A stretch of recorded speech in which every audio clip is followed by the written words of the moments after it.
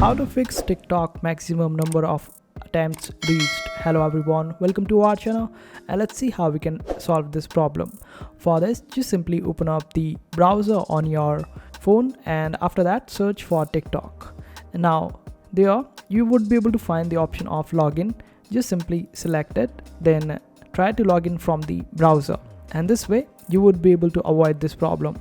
But in case if you want to avoid this problem on your TikTok application itself, just simply open up the app management settings, and over there just simply go to the TikTok by searching for it, then open it up and go to the section of TikTok, and there you need to remove or clean the cache memory and also the app data. After that you would be able to solve this problem and try again with a better password and username, and this is how you do it. I hope this video was helpful. Make sure to hit that like button and also subscribe to our channel for more helpful videos.